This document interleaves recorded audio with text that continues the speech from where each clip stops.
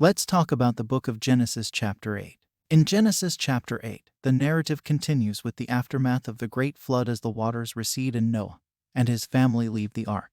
After spending over a year in the ark, Noah and his family eagerly awaited the day when they could step onto dry land once again. God remembered Noah and caused a wind to pass over the earth, and the waters began to recede. The fountains of the deep and the windows of heaven were closed, and the rain from the sky ceased. Gradually, the waters began to subside from the earth. On the 17th day of the 7th month, the ark came to rest on the mountains of Ararat.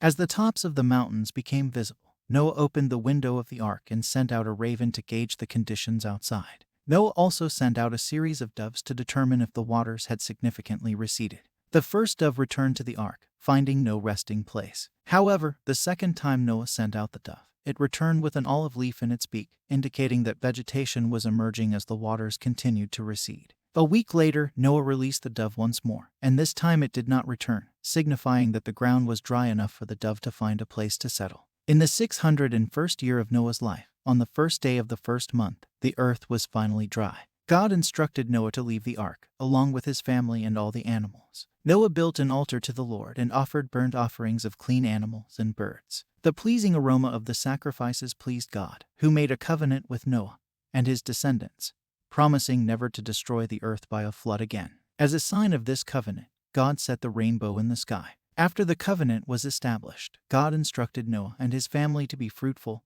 and multiply, filling the earth with their descendants. Genesis chapter 8 showcases the gradual subsiding of the floodwaters and the emergence of dry land, marking the end of the devastating flood. It highlights Noah's obedience and faithfulness as he diligently followed God's instructions. The chapter also emphasizes God's faithfulness in making a covenant with Noah, symbolized by the rainbow, ensuring the preservation of life on earth. It sets the stage for the subsequent chapters, where the narrative continues with the descendants of Noah and the dispersion of humanity.